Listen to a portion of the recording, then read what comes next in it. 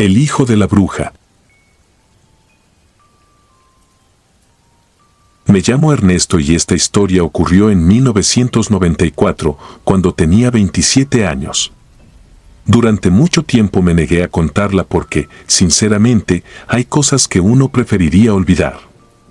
Sin embargo, mientras más envejezco, más siento que guardar silencio es una forma de permitir que aquello siga existiendo. Todo sucedió en una vieja vecindad ubicada en las afueras de Zacatlán, Puebla. Era una construcción antigua, húmeda y descuidada.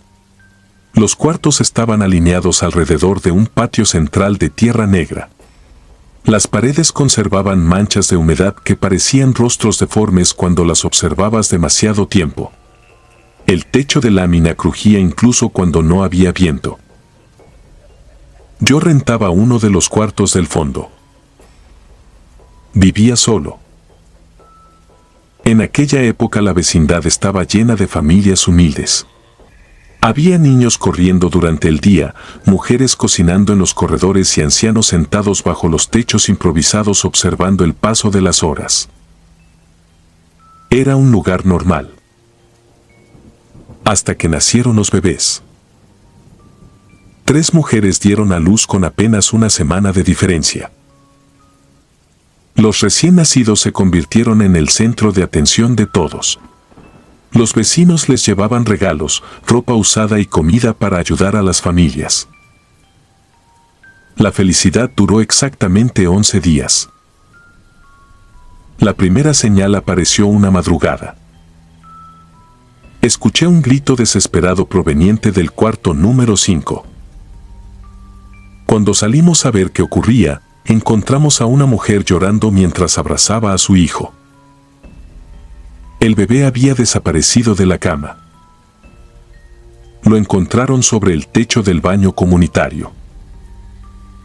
Nadie pudo explicar cómo llegó ahí. Era imposible. El niño apenas tenía unos días de nacido. No podía sostener siquiera su cabeza. Todos pensaron que la madre estaba agotada y que quizá había sufrido algún episodio de sonambulismo. Pero 2 noches después ocurrió nuevamente. Esta vez con otro bebé. Apareció dentro de un tambo vacío en medio del patio. Llorando. Cubierto de tierra. Y la tercera ocasión fue peor. Mucho peor. La madre despertó porque sintió que algo le acariciaba el rostro. Pensó que era su esposo. Cuando abrió los ojos vio una mano. Pero no era una mano humana. Era delgada. Oscura. Llena de uñas largas. Aquella cosa sostenía al bebé. Ella gritó. La figura escapó por la ventana. Cuando los vecinos llegaron, encontraron al niño sobre la barda más alta de toda la vecindad. A más de 3 metros del suelo. Aquella noche nadie volvió a dormir. Los rumores comenzaron inmediatamente. Unos hablaban de duendes. Otros de demonios. Los más viejos susurraban una palabra distinta. Bruja. A partir de entonces empezaron a aparecer cosas extrañas. Gallinas muertas. Perros destripados. Montones de plumas negras alrededor de los cuartos donde dormían los recién nacidos. Y un olor insoportable.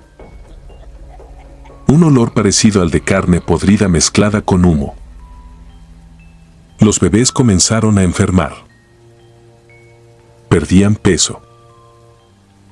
Lloraban durante horas mirando hacia rincones vacíos. Lo más aterrador era que parecían observar algo que los adultos no podíamos ver. Recuerdo especialmente a uno de ellos. El más pequeño. A veces sonreía hacia la oscuridad y movía los brazos como si alguien invisible estuviera jugando con él. La noche que todo terminó cambió mi vida para siempre. Eran cerca de las 3 de la mañana. Me despertó un ruido sobre las láminas. Parecía que alguien caminaba lentamente. Tomé una linterna. Salí al patio. Y entonces la vi. Sobre la azotea. Era una criatura enorme. Parecía un guajolote negro. Pero tenía proporciones imposibles. Medía más de 1,5 metros. Sus alas parecían brazos. Sus patas eran humanas. Y sus ojos reflejaban la luz con un brillo rojizo que todavía aparece en mis pesadillas. Aquella cosa avanzó hasta la habitación donde dormía uno de los bebés. Luego hizo algo que me paralizó. Sonrió. Lo juro. Aquella criatura sonrió. Mi cuerpo entero se congeló. Corrí por una escopeta que guardaba desde hacía años. Subí las escaleras.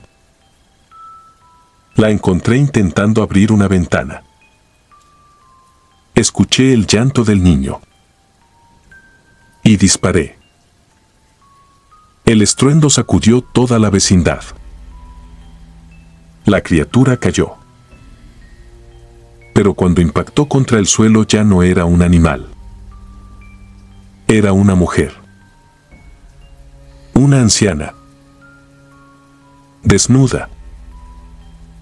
Con el cuerpo cubierto de sangre y plumas negras. Los vecinos comenzaron a rezar. Algunos lloraban. Otros simplemente observaban. Nadie se acercó. Porque la anciana seguía respirando. Y entonces habló. Nunca olvidaré sus palabras. Ya es tarde. Después murió. Creímos que todo había terminado. Nos equivocamos. A la mañana siguiente encontraron al bebé más pequeño muerto dentro de su cuna. Sin heridas. Sin señales de violencia. Con una expresión de terror absoluto congelada en el rostro. Su funeral fue devastador. Pero aquello apenas era el comienzo. Esa misma noche desapareció otro bebé. Nunca lo encontraron. Ni vivo. Ni muerto. Nada. Como si jamás hubiera existido. La última familia huyó de la vecindad pocos días después. Meses más tarde comenzaron las demoliciones. La gente ya no quería vivir ahí. Yo fui uno de los últimos en marcharme. Antes de abandonar el lugar entré por última vez al cuarto donde murió el bebé. Quería asegurarme de que todo había terminado. El cuarto estaba vacío. Silencioso. Pero al acercarme a la ventana observé algo que me hizo perder el aliento. Sobre la pared alguien había escrito palabras con lo que parecía sangre seca. Una frase corta. Torcida. Temblorosa. Como hecha por manos infantiles. Ella solo vino por su hijo. No entendí el significado hasta años después. Cuando revisaron las actas de nacimiento descubrieron algo imposible. Los 3 bebés habían nacido exactamente a la misma hora. Exactamente el mismo día. Y compartían el mismo tipo de sangre. Los ancianos del pueblo afirmaron entonces una antigua leyenda. Decían que ciertas brujas podían dar a luz criaturas que parecían humanas. Niños que crecían entre personas normales. Niños que pertenecían a otra cosa. Niños que tarde o temprano eran reclamados. Uno murió. Uno desapareció. Y el tercero. El tercero jamás volvió a ser visto después de cumplir 20 años. Pero en 2018 apareció una noticia en un periódico local. Una familia denunció que algo entraba por las noches a su casa para llevarse a su recién nacido. Encontraron plumas negras alrededor de la cuna y marcas de uñas en las paredes. Cuando vi la fotografía del reportaje sentí que el corazón se me detenía. Porque detrás de la ventana, observando desde la oscuridad, aparecía el rostro de un hombre extremadamente alto. Delgado. Con una sonrisa imposible. Y unos ojos amarillos exactamente iguales a los que vi aquella madrugada en la azotea. Comprendí entonces la verdad. La bruja nunca vino por los bebés. Vino por uno. Y aquella noche que la maté, lo único que conseguí fue dejar huérfano algo que jamás debió nacer. Desde entonces sigo despertando algunas madrugadas con la sensación de que alguien observa mi ventana. Y cuando reúno valor para mirar hacia afuera, siempre encuentro lo mismo. 3 plumas negras. Perfectamente acomodadas sobre el alféizar. Como si alguien quisiera recordarme que todavía sigue buscando a la persona que apretó el gatillo.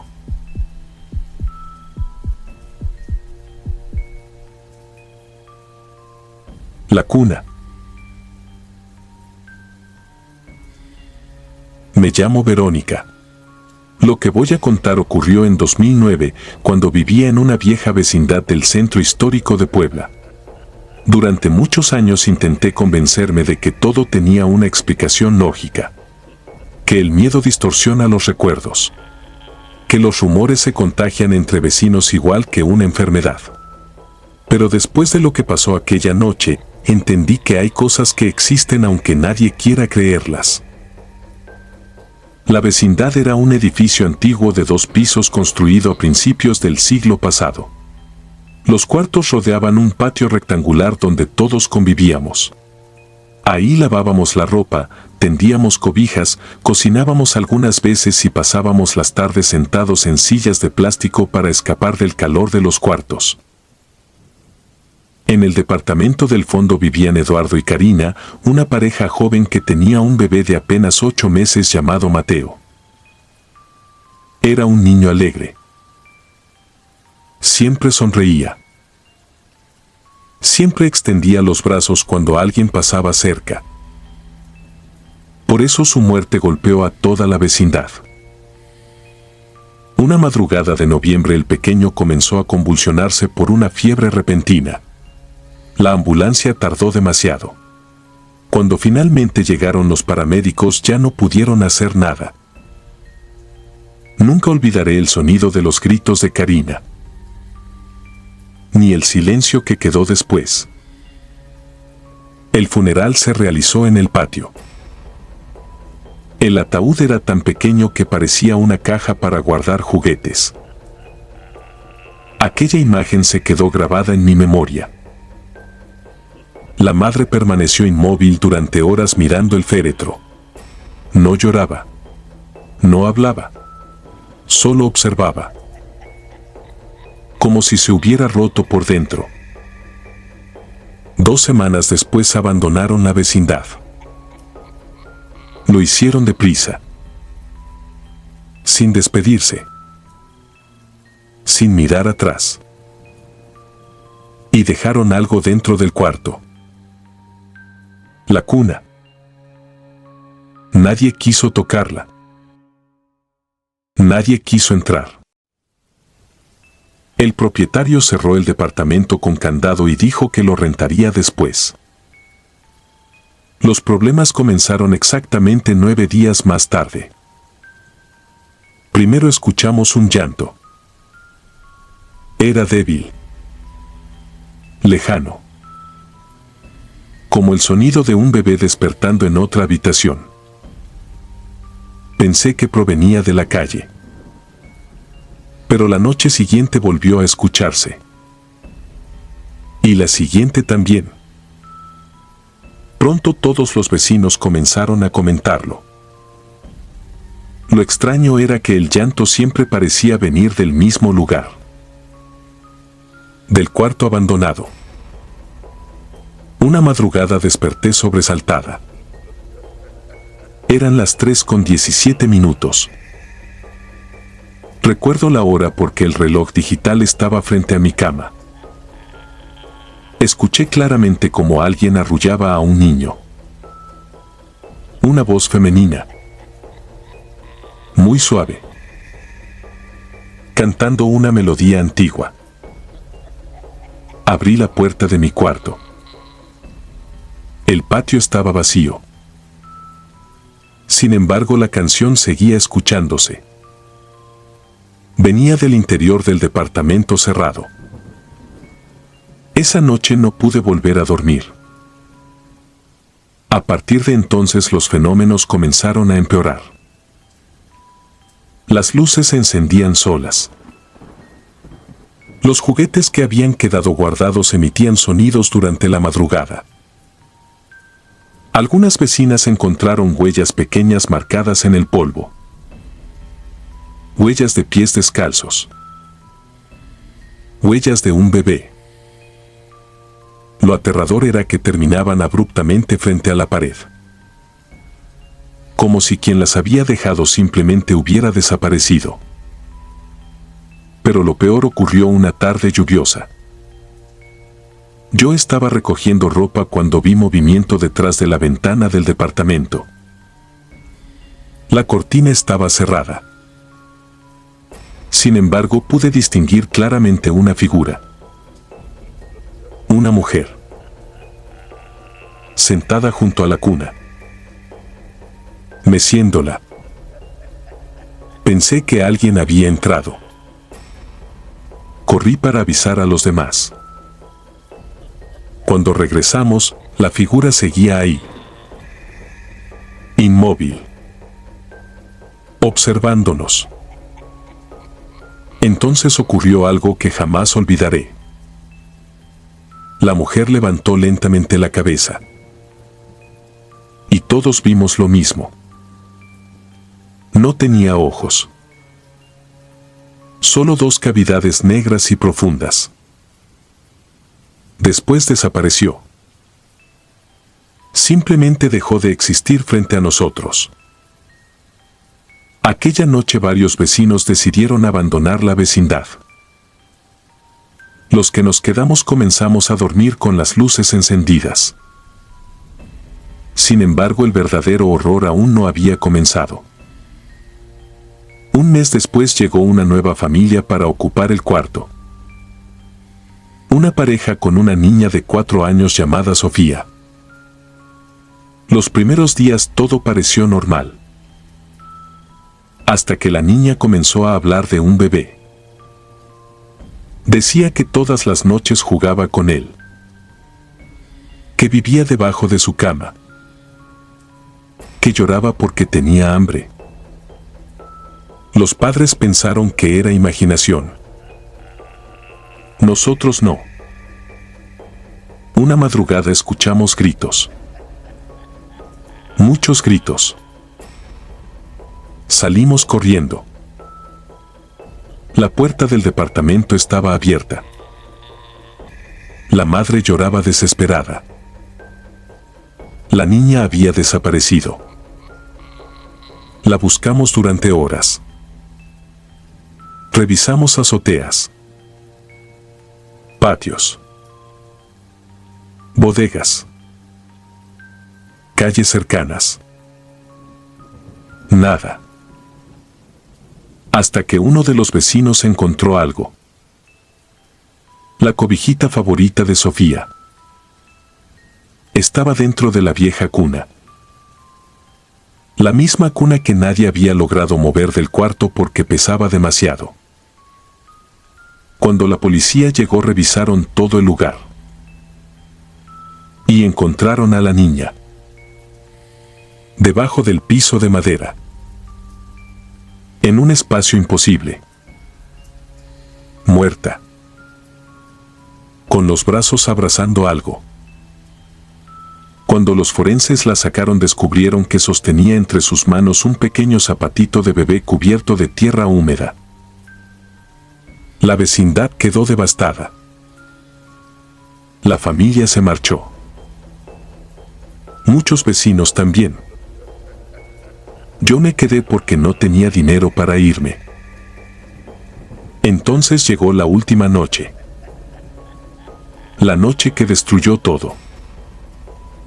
Desperté por el llanto. Era ensordecedor. No parecía provenir del cuarto. Parecía provenir de toda la vecindad. Abrí la puerta. Y vi a todos los vecinos afuera. Todos habían escuchado lo mismo. El llanto aumentó. Más fuerte. Más desesperado. Más cerca. Hasta que la puerta del departamento abandonado se abrió sola. Lentamente. Con un rechinido que todavía escucho en mis pesadillas. Dentro estaba la cuna. Meciéndose. Y detrás de ella había varias siluetas pequeñas. Niños. Decenas de ellos. Quietos.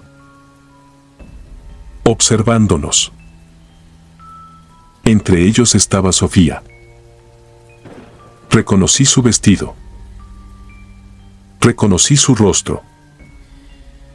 Pero sus ojos eran completamente negros. Entonces sonrieron. Y el llanto cesó. Al mismo tiempo. Como si jamás hubiera existido. A la mañana siguiente la vecindad amaneció vacía. 5 vecinos desaparecieron durante la noche. Nunca encontraron sus cuerpos. Nunca encontraron pistas. Nunca encontraron explicación. La policía cerró el lugar meses después. El edificio fue demolido en 2012. Hoy existe un estacionamiento sobre ese terreno. Pero hace 2 años regresé por curiosidad.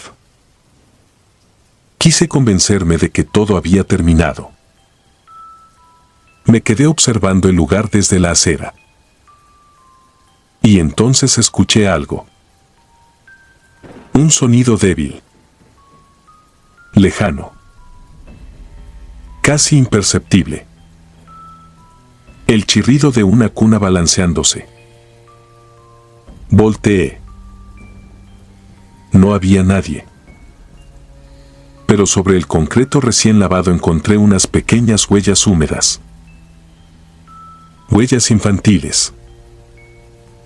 Que terminaban justo frente a mí.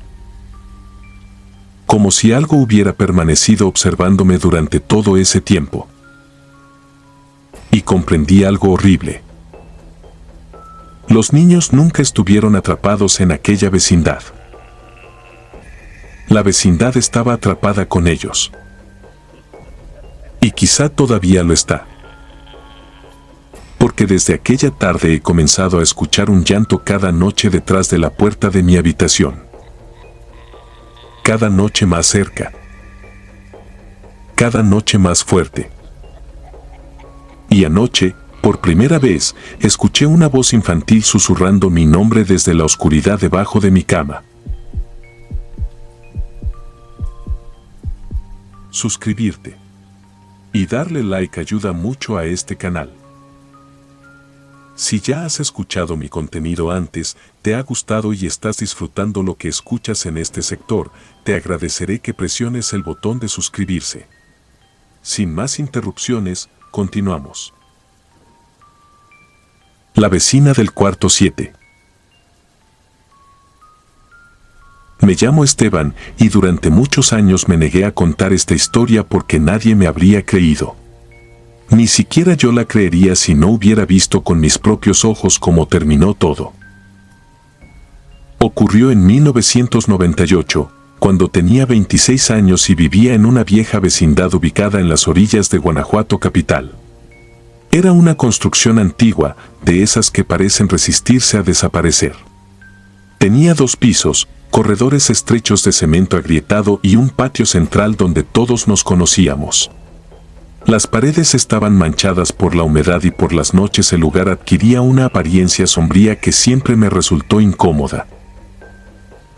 Aún así, la vida era tranquila. Hasta que llegó la mujer del cuarto 7. Nadie la vio mudarse. Simplemente apareció. Una mañana encontramos ropa tendida afuera de aquel cuarto que llevaba meses abandonado. Por la tarde, una anciana muy delgada salió a barrer el pasillo. Vestía completamente de negro. Su cabello era largo, gris y desordenado. Lo extraño era que nadie recordaba haber escuchado camiones de mudanza ni movimiento alguno durante la noche. Pensamos que simplemente había llegado cuando todos trabajábamos. Los primeros días no pasó nada. La mujer apenas hablaba. Salía poco y regresaba siempre después del anochecer.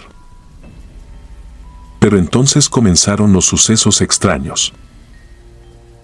La primera fue Julia, una madre soltera que vivía frente al patio. Juraba que alguien tocaba su puerta todas las noches exactamente a las 3 de la mañana. 3 golpes.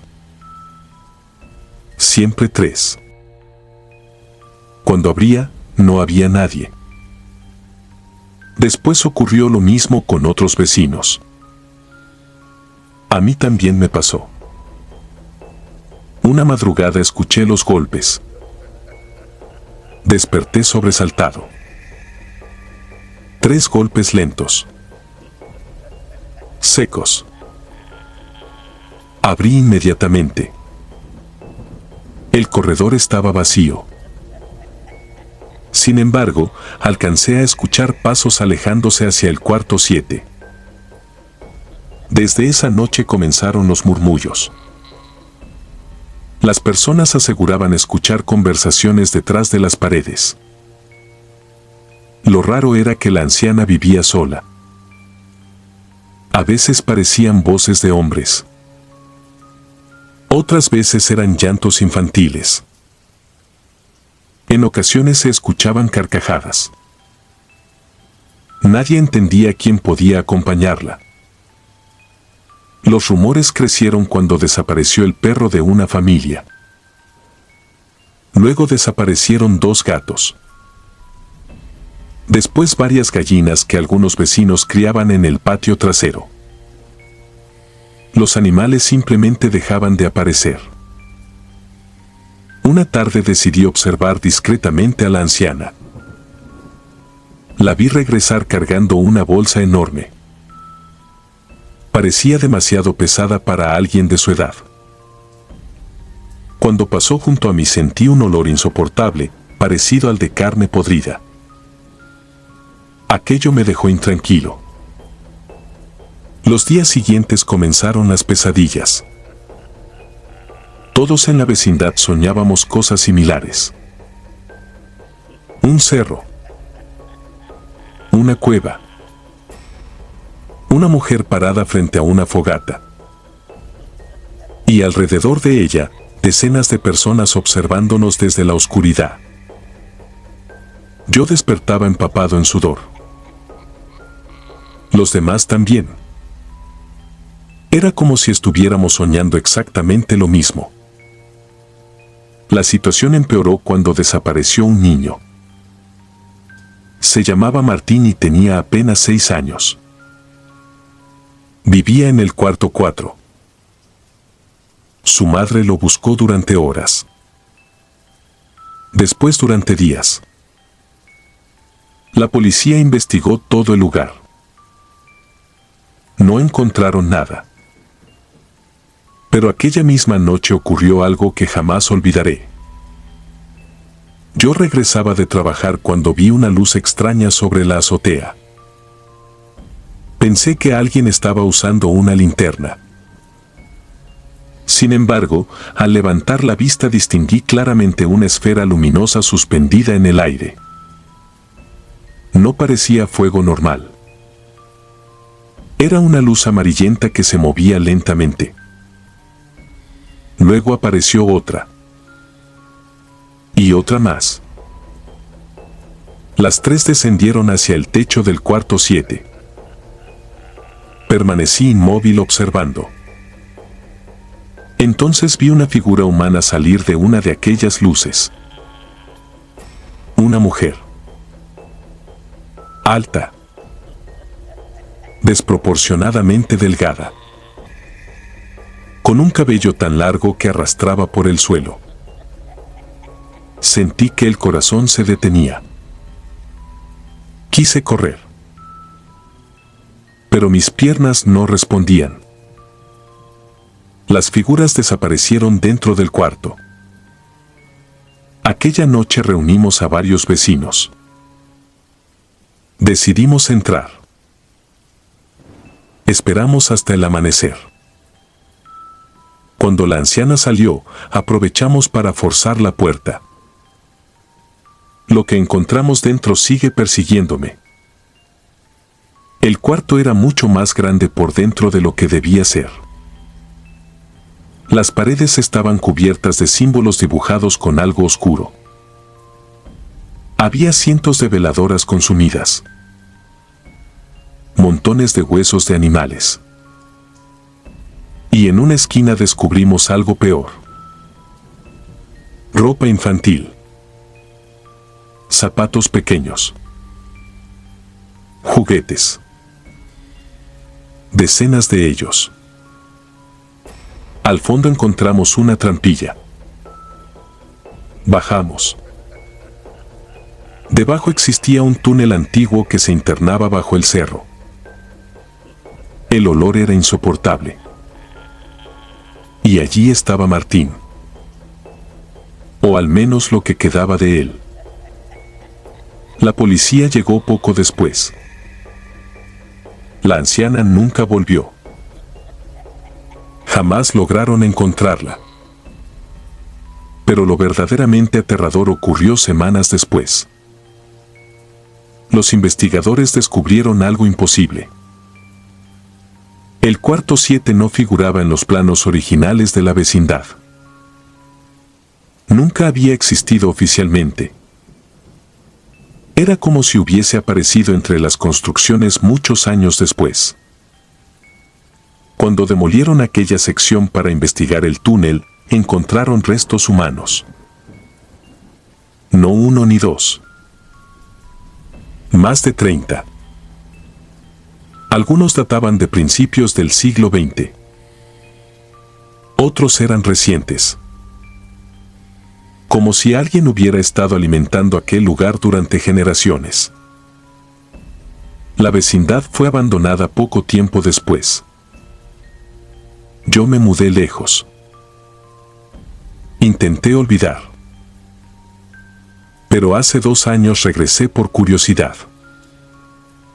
El edificio ya no existía. Solo quedaban escombros. Mientras observaba el terreno vacío sentí que alguien me miraba. Volteé. Y la vi. La anciana. De pie sobre el cerro. Vestida de negro. Exactamente igual que en 1998. Sin una arruga más. Sin haber envejecido un solo día. Sonrió. Y detrás de ella comenzaron a encenderse pequeñas luces flotantes. 1, 2, 3. Decenas. las mismas luces que vi aquella noche. Entonces comprendí algo que me heló la sangre. La mujer del cuarto 7 nunca había vivido en la vecindad. Nosotros éramos los que habíamos construido nuestras vidas demasiado cerca de donde ella siempre había vivido. Y desde entonces, cada vez que escucho 3 golpes en una puerta durante la madrugada, recuerdo que algunas vecinas nunca se mudan. Solo esperan.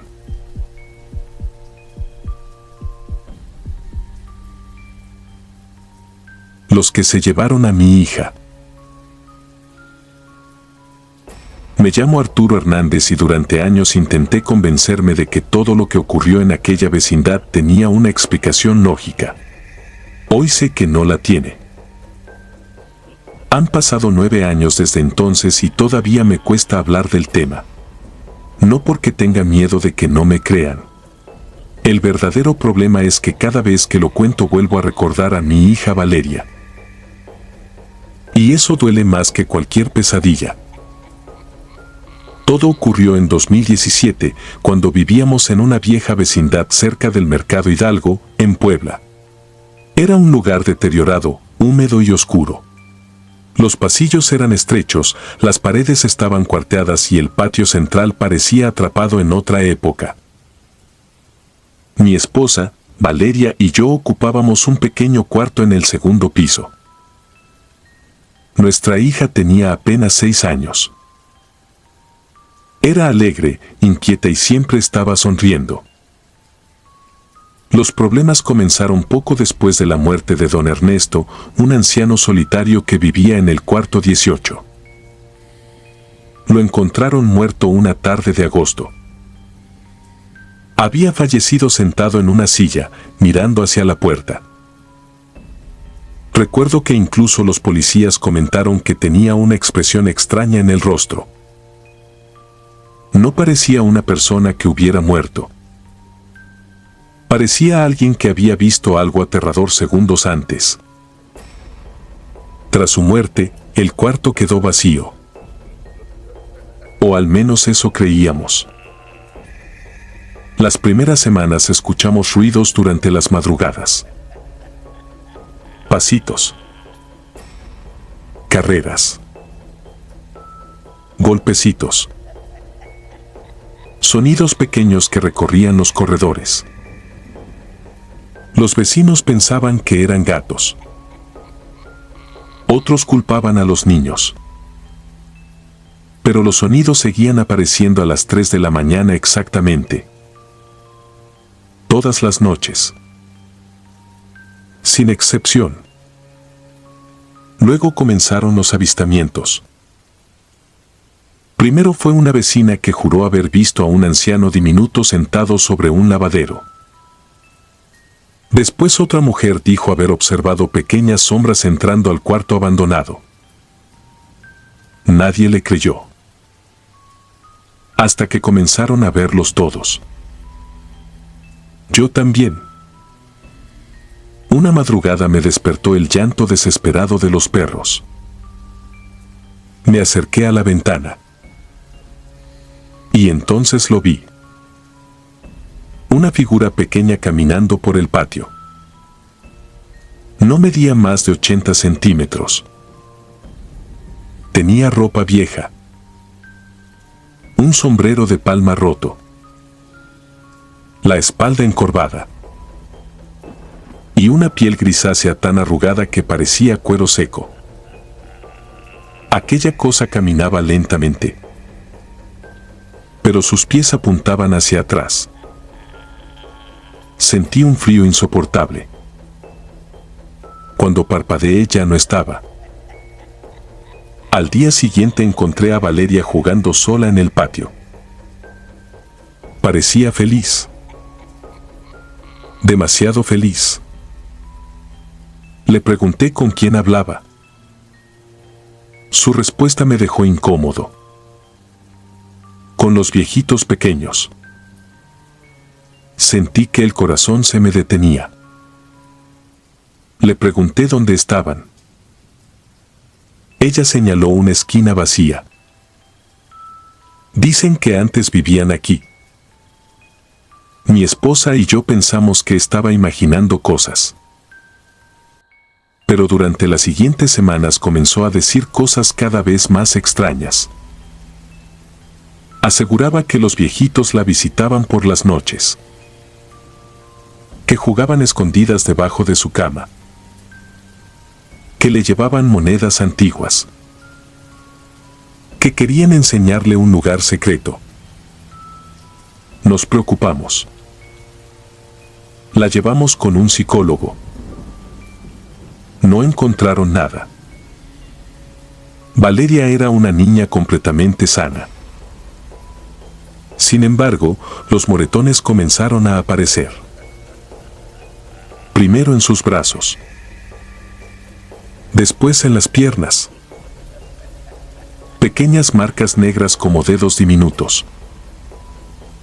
Ella insistía en que los viejitos la jalaban mientras dormía. La situación empeoró cuando empezó a despertarse hablando sola. Una madrugada escuché su voz. Abrí los ojos. Valeria estaba sentada sobre la cama.